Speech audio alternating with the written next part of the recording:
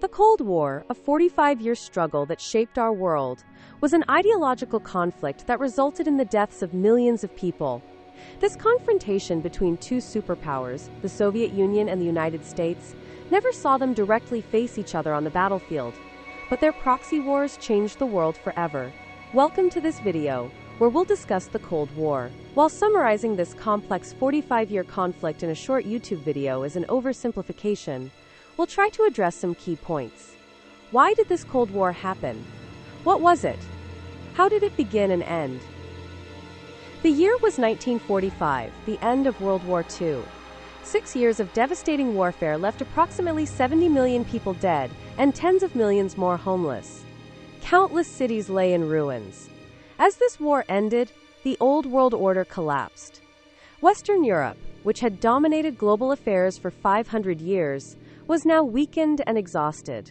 From the ashes of World War II, two new superpowers emerged: the Soviet Union and the United States.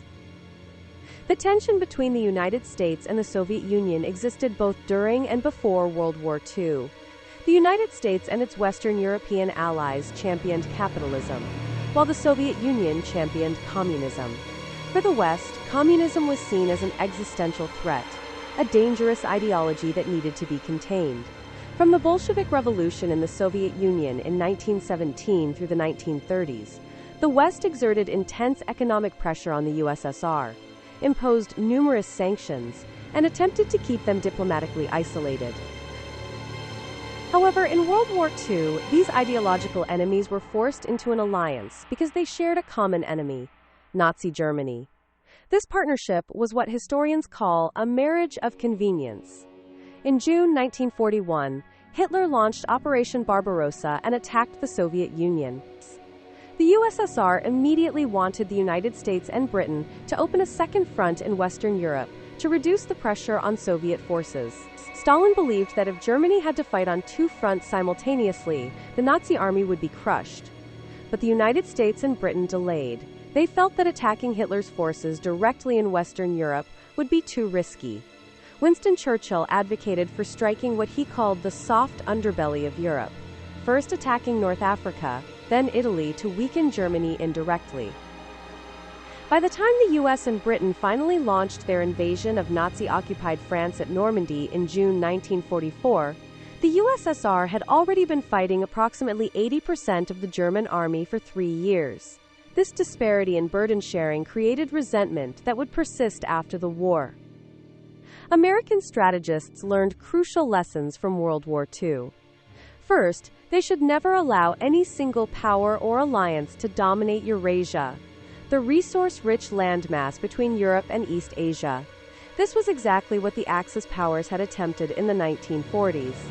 Second, after Japan's attack on Pearl Harbor, America realized it could no longer rely solely on naval superiority. Air power and global military bases would be essential for future security. Third, America needed to maintain dominance not just militarily, but also economically and industrially. America's strategy included controlling the Pacific, maintaining influence over the Western Hemisphere, and rebuilding former enemy nations like Germany, Italy, and Japan to prevent them from becoming threats again. America's economic vision was idealistic, but also self-serving. The thinking was that if capitalism, with its free trade and open investment, spread globally, all nations would prosper and reject communism. Since America produced half of the world's goods and services by 1945, it stood to benefit most from a global capitalist system. Even before World War II ended, the United States began implementing this strategy. At the 1944 Bretton Woods Conference, America established economic agreements with its allies and created institutions like the International Monetary Fund, IMF. By 1946, the United States had military bases around the world, and most global powers were following America's lead. Some willingly, like France and Britain, others under compulsion, like Germany and Japan. The biggest obstacle to American plans was the Soviet Union, which had its own vision: security through control. The Soviets had suffered enormously in the war. Approximately 25 to 27 million people died. Germany had invaded Russia twice, once in World War I and again in World War II, both times through Poland. This history shaped Soviet thinking. First, Germany had to be kept weak and divided to prevent future aggression. Second, a buffer zone in Eastern Europe, especially Poland and surrounding areas, was essential for Soviet security. To achieve this, the Soviet Union established communist regimes in East Germany, Poland, Bulgaria, Hungary, and Romania. These became known as Soviet satellite states. For America, which viewed communism as a dangerous ideology, this expansion was completely unacceptable. After World War II, the question arose: what to do with Germany? The solution was to divide it. West Germany went to the Western Allies, where a capitalist system was established. East Germany came under Soviet control, where a communist regime was imposed. For America, it was crucial to see Germany prosper again. The thinking was that if West Germany developed successfully under capitalism, it would demonstrate the superiority of their system and discourage people from embracing communism. Therefore, the United States began reconstructing West Germany immediately. This was a direct threat to the Soviets. Moscow wanted Germany to remain divided and weak permanently, fearing that a strong Germany could once again become a military threat. Between 1946 and 1949, the United States deepened its relationships with Western European nations, forming new alliances and developing the Marshall Plan, an aid package of approximately $13 billion for European reconstruction. In 1949, NATO, the North Atlantic Treaty Organization, was established, providing European countries with American military protection. America became, in effect, the protective big brother for Western European nations. Meanwhile, the Soviet Union tightened its grip on Eastern Europe. They forcibly established a communist regime in Czechoslovakia and crushed anti-communist resistance in Hungary. By 1949, Germany was officially divided into two separate nations, the American-led West and the Soviet-led East. Winston Churchill's famous phrase proved prophetic: "An iron curtain has descended across Europe." Once these two powerful blocs emerged in Europe, both superpowers turned their attention to Asia, a region of newly independent nations emerging from colonialism, freshly freed from wars and celebrating their sovereignty. For the two superpowers, Asia became a testing ground for influence and ideology. In China, the Civil War ended in 1949, with Mao Zedong establishing a communist regime, and China joined the Soviet bloc. Another major crisis erupted in 1950 when North Korea, supported by both China and the Soviet Union, attacked South Korea. The United States and its allies supported South Korea, beginning the Korean War, the first major armed conflict of the Cold War. Although the superpowers didn't fight each other directly, their proxy war resulted in millions of deaths. After 3 years of devastating conflict, the war ended in stalemate, with Korea remaining divided as it is today. The same pattern repeated in Vietnam. North Vietnam, led by Ho Chi Minh and supported by China and the USSR, went to war with South Vietnam, which was backed by America. The Vietnam War would become one of the longest and most destructive conflicts of the Cold War era. During this time, communist movements also emerged in Burma, Myanmar, Thailand, Malaya, Malaysia, and Indonesia. Whenever America saw communist movements rising, it would support any opposing force with weapons and funding, hoping to contain communism's spread. These Asian conflicts weren't just about ideology. They were also about resources and trade routes. America wanted to extend its influence throughout Southeast Asia, and especially to keep Japan firmly in the capitalist camp. After bombing Hiroshima and Nagasaki, America rebuilt Japan as a capitalist ally, where it could trade and maintain Pacific dominance. After 1950, the Cold War wasn't limited to Europe and Asia. It reached Africa, the Middle East, and Latin America. By this time, the world had been divided into 3 categories. The First World, America and its capitalist allies. The Second World, the Soviet Union and its communist allies. The Third World, newly independent nations just emerging from colonial rule. These newly independent countries faced a difficult choice: align with the Western Bloc or the Eastern Bloc, Pakistan, for instance, chose the American bloc, which is why it later fought against the Soviet Union in Afghanistan.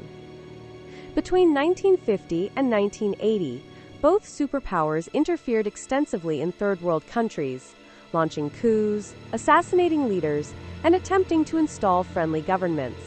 America tried to interfere in Vietnam, Guatemala, Iran, and Cuba.